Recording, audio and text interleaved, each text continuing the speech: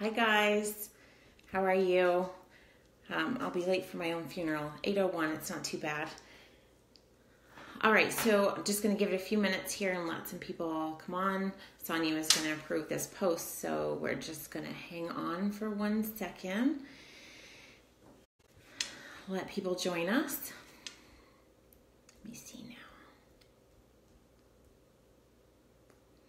now. All right. So I'm really excited about this boot camp that Sonia's got planned for us for this whole entire month. The idea that in this industry there's so many people with such different backgrounds that are coming and so much expertise, and everybody is so giving with their information that I can't even imagine the good stuff that we're going to get out of this and all this training. I am thrilled that Sonia had asked and allowed me to share my training tonight on storytelling. And I'll just give you a little bit of my background so that you understand why it is that I'm here and doing this training. My name is Angela Mercer Penny. I live on a little island in Nova Scotia in Canada, and it's freezing here. Do you guys just leave me a message and tell me where you're from? I'm seeing some of these. Hi everyone. I'm seeing your messages pop up here, and I'd like to know where everybody's from. It is really cold here. We're not used to having cold this early in the year. So anyway, I have 5 objectives that we're going to Arkansas. Hi there. Is it cold there?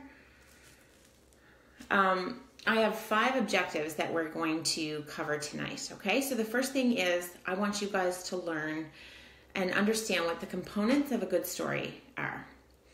I want you to know which type of story you should be telling your audience in order to have them engaged.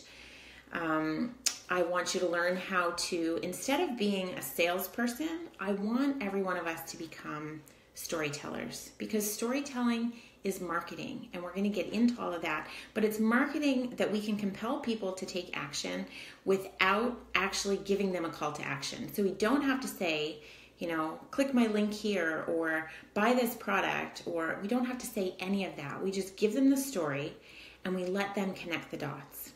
So that's what we're going to learn, how to compel people to take action without being salesy, without being pushy, without actually giving them any action at all. We don't have to say anything. We just have to tell our story. The other thing that we're going to do is figure out where you should be telling your story and where your story would best be received. Who is your audience? Where are you going to find them? And the last objective for tonight is that when we finish, you will be able to leave here immediately and start to craft your own personal story and talk about your own brand and where you've come from and why you're doing this and all of that stuff. So those are the 5 objectives that we have for tonight. We'll talk a little bit about why you should become a storyteller instead of a salesperson. Years ago, I had, my husband and I had tried a little network marketing business. It was probably 16 or 17 years ago. And it didn't go the way I expected it to go. And the whole idea of network marketing to me felt pushy and salesy, and that's just the way that we were trained in the business that we were in. So I had made up my mind then, 16 or 17 years ago, that I was never going to do network marketing, because I never wanted to be that person that was pushy or salesy. Now, mind you, over the last 16 years, I've had multiple businesses, traditional like brick and mortar stores. I ran a horse boarding stable. I had a manufacturing business where I made bath and body products. I had a nail salon. Like I've done all kinds of stuff, but just not network marketing.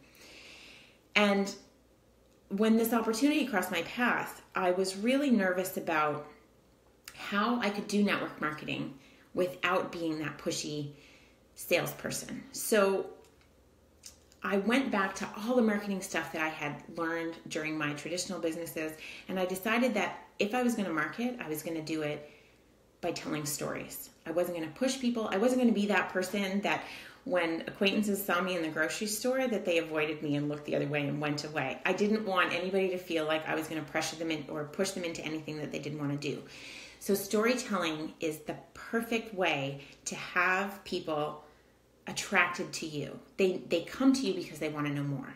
So I'm an author, and like I said, I've had multiple businesses over the years. That my last business was a horse boarding barn. Closed that down. I don't board horses anymore. I just collect them. So I think I have 13. I know that I should know how many I have. I think there's 13 there. There might even be 14. I'm not sure. I know for sure that 2 of them don't belong to me, but I think I have 13. So years ago, I had taken a life coaching certification, and I loved it. I would teach empowerment workshops for women. I did some online training workshops, mostly for women. But I also had this love of horses. And I thought over this past summer that I would marry the 2 of them together.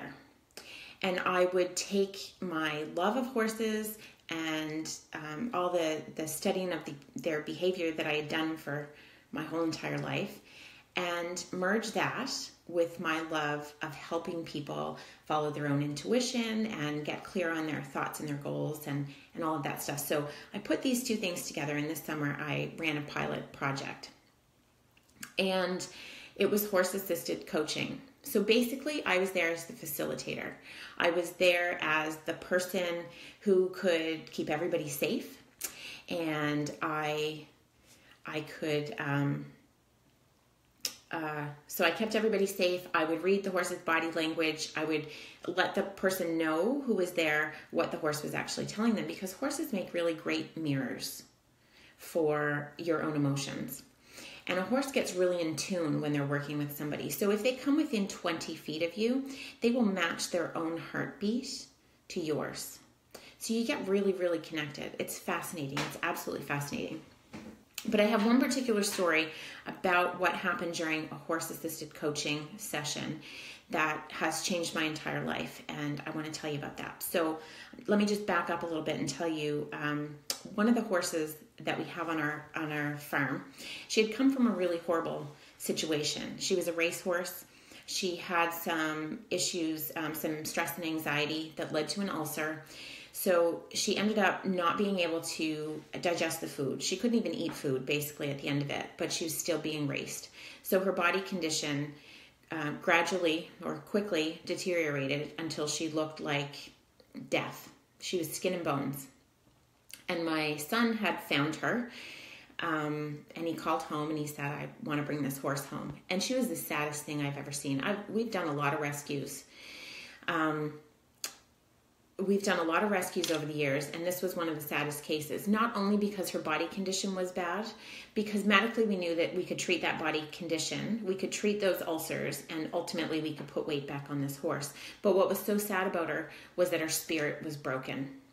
I've never seen a horse like that in my life where, excuse me, she had no life in her eyes. She was 3 years old, and she was like a horse that had lived for 100 years. There was just nothing. There was nothing there. She would stand in the back of her stall, and her eyes would be glazed over. She wouldn't eat. She didn't know what a treat was. We tried to give her apples and carrots and all of this stuff, and nothing. So for months, we treated the ulcers. We got her some weight back on this horse, and slowly, no, Carly, it's Casey. So slowly, Casey, this great big mare, started feeling really good. And she's a big horse. She's probably the biggest horse that we have. She started feeling really good. She started bossing the other horses around, and quickly she went from the bottom of the pecking order all the way up to the top. And she became the alpha horse. And she was kind of heavy-handed when she went to discipline the other horses, but they respect her, and they look up to her. So 3 years ago, we decided we were going to breed some horses. And we chose Casey and her sister, Kathy. And it was the most exciting time of my life, waiting for these horses to be born. So Casey had come through a really hard time, but once she stepped foot on our property, she never saw another bad day. So the time came for her to have her baby, and she had some difficulty delivering, but thankfully we had a friend show up and the baby was delivered. And I was a little bit nervous, with bated breath, standing in the stall door and wondering, this heavy-handed horse, does she have a maternal bone in her body? What's she going to be like as a mom? Is she going to be as rough with this baby as she is with the other horses, the bigger horses out in the field? And I remember the moment where the baby was out and she was kind of recovering. Moms, you can relate to this. She's kind of there, and she's breathing, and the baby's trying to figure out, what this air stuff and breathing stuff is. And all of a sudden he moved, the colt moved, and it rustled the straw underneath him. And her ears perked up, and she turned around and she saw this baby. And it was the most magical feeling to stand there and watch this happen. So she looks at this baby for the first time, and it was just pure love. And moms, you can relate again, that moment where the doctor hands you the baby and you put it on your chest. I watched this happen with this mare and her foal, and it was incredible. So all of my worrying about her maternal instincts were gone. There was nothing to worry about. She was perfect. And nature can be cruel. So 48 hours after she had her baby, we lost him. And there's no difference between a human mother grieving the loss of a child and an animal mother grieving the loss of her child. And her and I bonded over the death of this baby, because it took her 12 weeks before she was like a horse again. I mean, she would go out in the field and she would holler to me in the barn. She thought maybe, I had him hidden somewhere. And every time I'd come out with the wheelbarrow, she'd nickered to me and, asking where her baby was. And the worst part was that her sister also had a baby at the same time. And she thought for a while that was her baby. So every time she'd see him, she'd go out of her mind trying to get to him. And gradually reality started setting in for this horse, and she spent more time, in the back of the field than she did standing at the gate. So after 3 months or so, she was pretty much back to just being a horse that had, had a really rough time. So Casey, because of her history, has never really trusted people. Except for us. I'm the food lady, so she likes me. I bring the food. But as for strangers on the farm, she just kind of stays to herself. She doesn't want to be touched. She's not really into, maybe if you have a carrot, she'll come see you, but that's about it. So let's fast forward again. We went through the whole grieving process. Now I've got these horses on the farm, and I'm starting to do this horse-assisted coaching. So sometimes the clients would give me a little bit of insight about what they were coming to see me for. Sometimes it was grief. Sometimes they were trying to figure out what they should do career-wise. Sometimes, they were wondering if their marriage was okay and how they can solve it, or how to relate better to their kids. There was all kinds of reasons that people were coming to see me for horse-assisted coaching. So sometimes I would pre-pick a horse that would give the client the best outcome or the best feedback. But this one particular lady didn't give me a whole lot of information. So I wasn't sure what to expect. And I waited for her to get there, and I was going to see how the whole day played out. So she pulls up in her car. I go out to see her, and I said to her, hi, you're here for the coaching. She said, well, I don't know why I'm here. I said, okay, well, you're so-and-so, right? And she said, yeah, but, maybe this is a bad idea. Maybe I shouldn't be here. And I said, okay, you just tell me what you want to do. And she said, well, I don't actually want to do anything. I just want to spend time with the horses. And I said, all right, that's perfect. We'll spend time together with the horses. So I had two fields with horses. I had some young, foolish ones in one field, and I had all the mares with Casey, the big alpha mare, in one field. And that's the field that she picked. So her and I go out to the field. And normally what would happen is the other three horses would run over, and Casey would stand in the back and make sure, she'd check everything out from a distance. And if she felt like it, she'd walk up. Well, not this day. So this lady and I walk into the field, and I feel something from her. There's an energy coming from her, like there's sadness, and you can feel that. And she's standoffish. She doesn't know me. She doesn't know what this whole horse-assisted coaching thing is about. So we get into the field. Casey's up on top of the hill. I see her head come up and her ears perk up. And I turn around to latch the gate. And in that second that I turned around to latch the gate, Casey makes a beeline for this woman. Now, this is a racehorse, and she's running as fast as she possibly can at this woman. And I'm standing behind this woman, and it was a split second, and I thought, how many people did she tell she was coming here? Because she's about to die, and I'm going to have to hide the body. So I was sure I was about to witness this woman's death. The horse is running full speed, gets right up to her, comes to a sliding stop, and drops her forehead on this woman's chest. And the two of them just stand there and breathe. So you can't even imagine. I'm standing back trying to figure out what the heck just happened. Horses do a kind of, it's almost like Reiki sometimes. They'll use parts of their body to send healing energy into people. So if you have a sore hip, a horse will sense that, and they'll come and they'll spend time around that sore hip. Obviously, this woman had a sore heart, and this horse recognized that.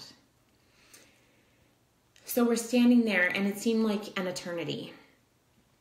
And this woman is breathing, and the horse is breathing. Their breath is matched. And I see this woman reach up, and she's stroking the side of the horse's head. And I'm amazed that the horse is standing with her for so long, and that she's allowing this woman to touch her. And when I look over at this woman's face, there are tears flowing. And I'm already crying because this is totally unlike this horse's typical behavior. So I know that something magical is happening right in front of me.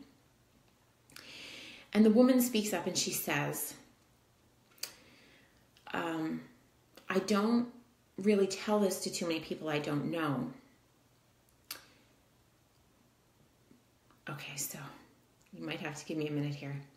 I had somebody tell me before, you can't tell a story if you're still emotional about it because it ruins it. I disagree. I'm just going to breathe through this. So this woman says to me, 2 years ago, my son killed himself. And all of a sudden, the gravity of this situation hits me. So I have 2 childless mothers in front of me. And that horse from across the field sensed that this woman needed her. Do you get what I'm saying? This horse had experienced the exact same thing. They both lost their boys. So it was magical. It was unbelievable. The woman came back for 2 more sessions with me. And it wasn't that long ago and of course she chose Casey every single time, and Casey chose her, and the bond was amazing. But this woman emailed me a couple months ago, and she said, you know what? I'm back to work. I'm going out with my friends that I ignored for the last 2 years. I feel like I have my life back, and it's all because of Casey. So you can't even imagine. This woman needed to feel validated in who she was, and she needed help, and she needed therapy, and I did nothing other than bring these 2 souls together. So it was absolutely incredible. Have any of you, before I just told you that story, did any of you have any idea that there was such a thing as horse-assisted coaching? Or have any of you ever taken part in horse-assisted coaching? The reason I chose that story to tell you was because it absolutely has all the components of what your storytelling should be. So for some of you, you have never heard of horse-assisted coaching, and now maybe your curiosity is piqued. Maybe you're wondering what horse-assisted coaching might do for you. So I tell you that story, and at the end of it, there was no call to action. There was no get on a plane and come to freezing Cape Breton and we'll do a horse-assisted coaching session together. There was none of that. But it still makes you curious. You'll start seeing it now popping up all over the place. You'll read articles and it'll come out. It'll just show up in your world more now that you know about it. I want you to think about that story as we move on, and I'm going to tell you about how to craft your own story, just like that. So, number one, you want to invoke emotion in people. So I'm reading the comments here as they're coming through, and you guys are saying, I'm bawling, I'm crying, and that's exactly what the intent of that story was, okay? Tara, you can get on the plane and come visit me. All right, I had to keep notes here because I have to stay on track. So when we hear stories, somewhere during the story, there is at least one moment of truth where you get it. You get what I'm saying. So I had to tell you that story about Casey and her bad, she had a bad history. She came to us. We got over that. Things were really great. And she had another bad thing happen, but then it turned around and it ended up being something miraculous for somebody, okay? Sorry, Sonia. So that moment of truth happened when that lady turned to me and she told me that her son had killed herself, and I realized what was happening. I realized why this horse chose her. A story, when you tell a story, it's got to have a clear meaning and a purpose. Your audience needs to figure out exactly why they're coming on this journey with you. So they're going to get it. They're going to get that light bulb moment, and they're going to understand what it is that you're trying to tell them and how it applies to their life. Your audience can take something away from that. And I want you to remember the word star. You don't need to write this down right now because I just want you to stay with me. So soak all this in. If you want to come back and take notes afterwards, because there's stuff coming up and you may want some notes, just listen to me now. The replay is going to be here so you can come back and take as many notes as you need. But the word I want you to remember is star. When you're crafting a story, when you're telling a story, the word is star, okay? S for something to always remember and retell. So you want to tell a story in a way that moves people, that gives them emotion, and gives them a story to turn and tell to their neighbor. So you want to tell them something that is worth retelling, okay? So something to always remember and retell. Star. Remember that when you're writing your stories. Okay, so there's 5 C's in crafting your story. We're going to craft your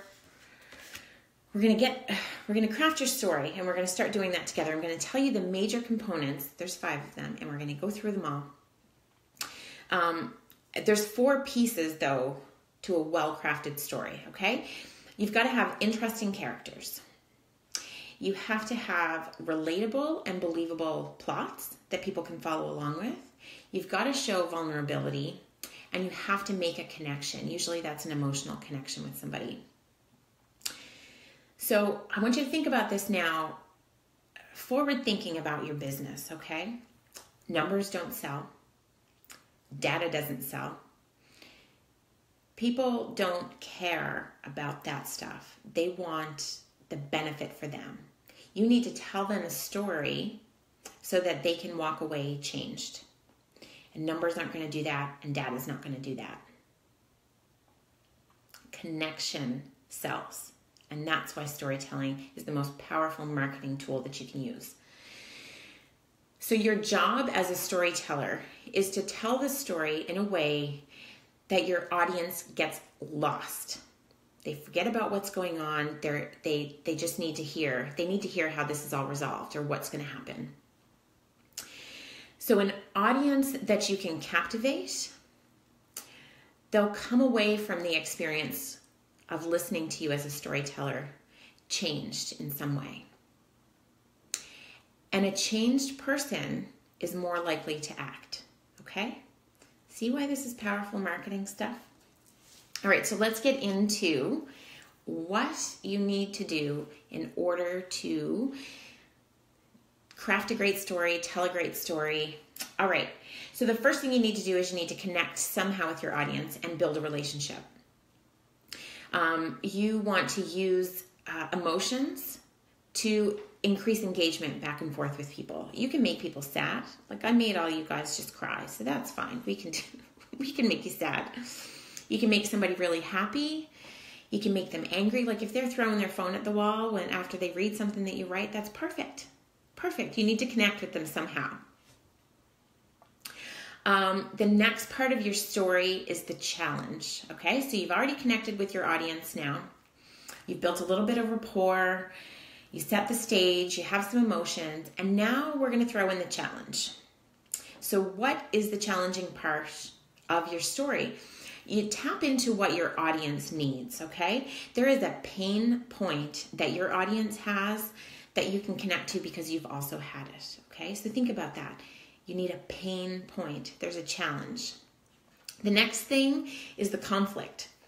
So I want you to think about the worst symptoms of your challenge, your problem. So maybe your challenge is that you're overweight and you need to lose weight. So what are the pain points of that? Like really get into what that feels like. And to do this, you're going to have to be extremely vulnerable. Okay. So there's no more hiding behind walls. When you become a storyteller, you're an open book.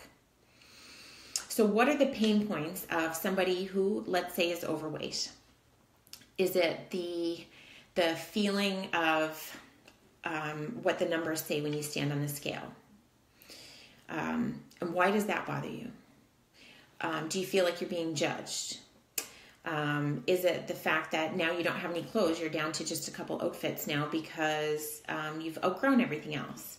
That's painful. You know, like maybe you can't dress in the styles that you feel best in. Uh-oh, my pig is coming. I'm hiding in my porch here, hiding from my pig. She loves me and she tries to follow me everywhere. So if it gets noisy, that's what it is. All right, so when you talk about the conflict, you need to really get into the dirty, yucky, horrible feelings, and be completely vulnerable about all of this. So own up to your own weaknesses and the actual obstacles that you're facing and the excuses that you make or you have made to yourself that are relatable to somebody else. Like just air out, I'm going to say all your dirty laundry. Keep some of it hidden. But, I mean, really be vulnerable and be open and be honest. So during this point in your storytelling, here comes the pig. Let me see. I don't know if I can see her here. Look. Can you see her over there?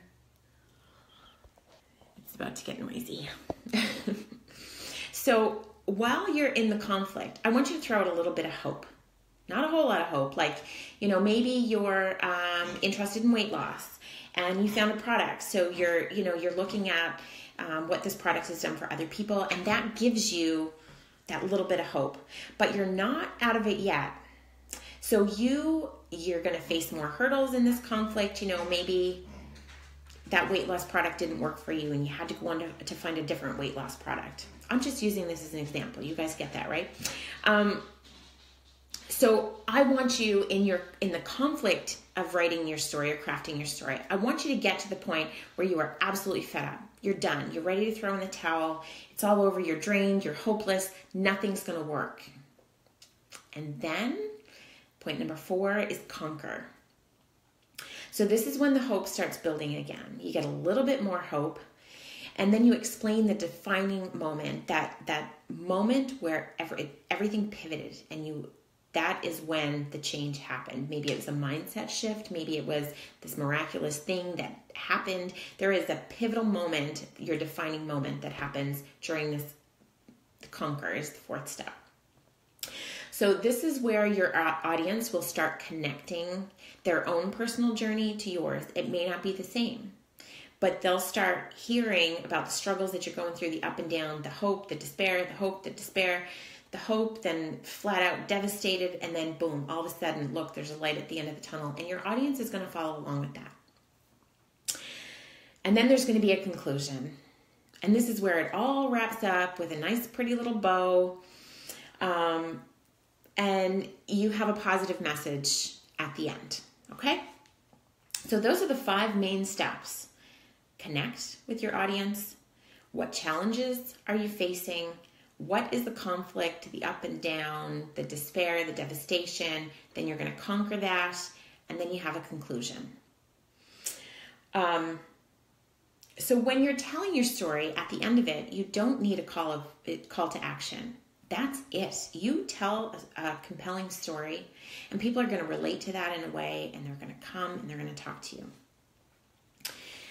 When I first started my HempWorks journey, what I did was make some peaking posts while I was waiting for my oil to arrive.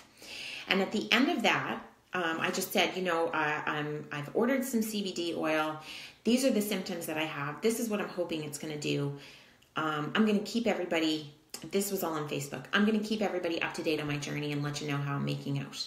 I didn't ask it. Nobody knew I was selling it at that point. I didn't ask anybody to, message me and find out more. There was none of that stuff. It was just,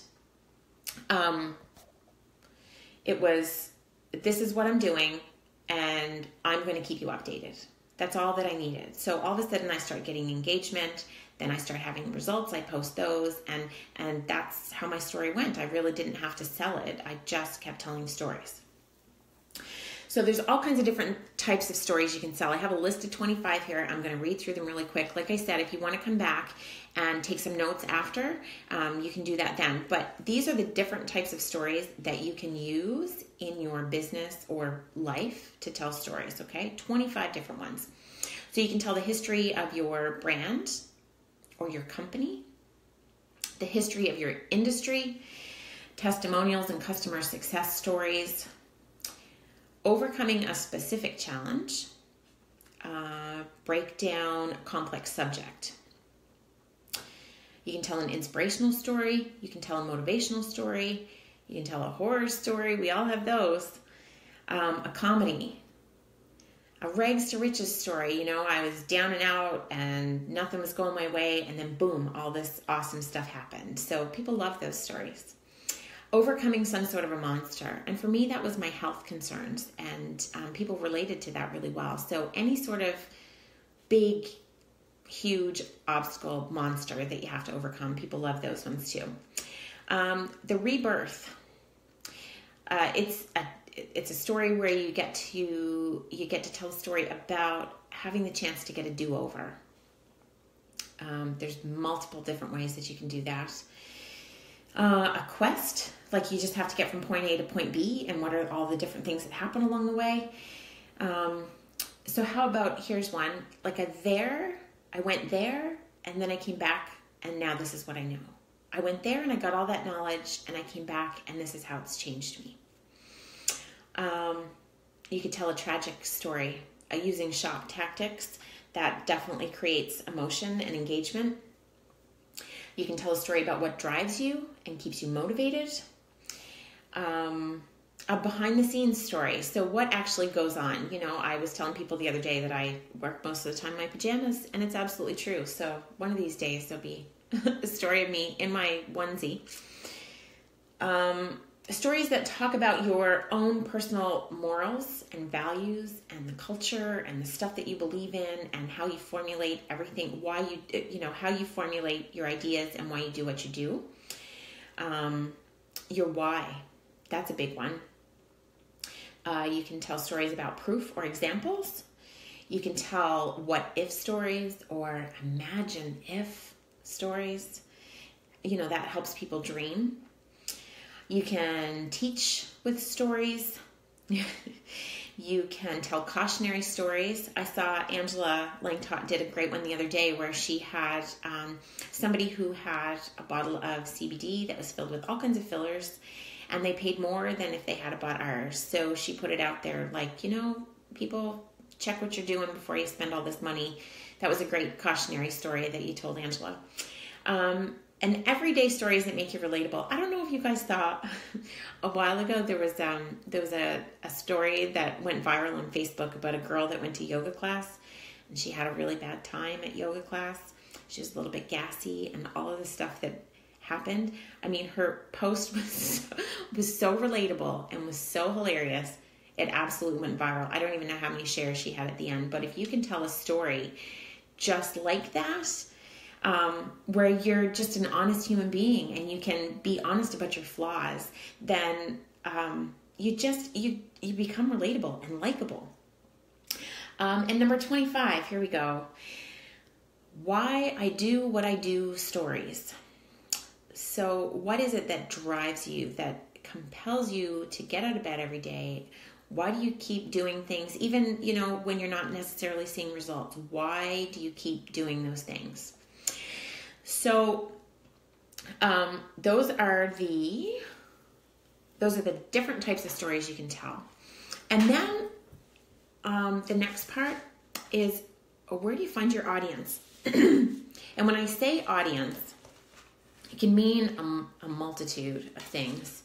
But an audience just has to be one person or a dog that will sit and listen to you, especially while you're practicing and crafting. But your audience doesn't need to be huge. When I'm saying audience, I don't need you on a stage in front of 10,000 people. You just need one person to listen, okay? So where do you tell your story? We've got all these, we now know how to craft a story. We now know the different types of stories you can tell, but where? So number one, obviously, is going to be social media. Here we are on Facebook tonight. Social media is beautiful. You can tell stories with words. You can tell stories with videos. You can tell stories with pictures. Like, there are so many ways that you can tell stories on social media and have it out in the world instantly. Like, remember way back when, if you were going to be somebody that had an audience, you had to be discovered, right? Like, some big wig at some company had to find you and mold you into who they wanted to be, who they thought would relate to their audience, tell you what to say, what to wear, where to be. You were crafted and molded into this person by somebody else. And you would get on their stage in front of their audience and you would do what they wanted you to do.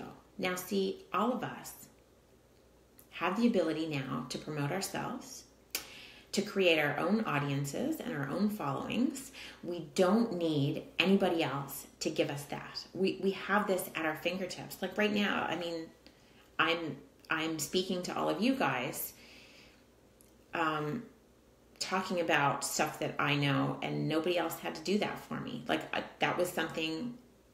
I'm here and I've shown up and I'm doing that for myself. Okay? Do you get it? Do you know what I'm saying? We have the ability to find an audience anywhere. So social media, you pick up the phone and you call a friend, you've got an audience. Tell a story. In a conversation. From a stage, if you can get on a stage, that's amazing. The more people that you can captivate at one moment, the bigger impact that you're going to have. So if you can get on a stage, anywhere that might need a speaker, jump on a stage and tell a story. Any sort of group that gathers. So I belong to a women in business group here, and very often we will have guest speakers come in and they'll share stories about what they're experts in. And then we follow them and we become friends, and we live in a small town, and that's what happens. But that's how you grow your audience. You get in front of people and you tell stories. You can write in a blog. You can use YouTube or other means of video. I take videos almost every day, just with my thoughts of the day, or my pig's doing something crazy. So I take videos all the time. Your own website. You can tell stories on your own website. You can use paid advertisements anywhere, online, in a newspaper, anywhere. You can pay for advertisements and be able to tell a story. You can write an ebook. You can write a book. You can find an audience at a party. You can find an audience at work if you guys still work. Any new people that you meet. I mean, you always have the option to tell a story. It doesn't have to be a 15-minute story like I just told you. You can tell a short story in 3 minutes to somebody that you just met standing in the lineup at the grocery store. I do it all the time. You can write a song or a poem. Like, there's so many ways that you can have an audience. You can do radio ads, podcasts. Do any of you do podcasts? That's a good one. So you could talk to your neighbors. Your neighbors would be your audience, especially, you're both taking your garbage out at the same time in your pajamas, because obviously we always work in our pajamas, right, Sonia? A captive audience on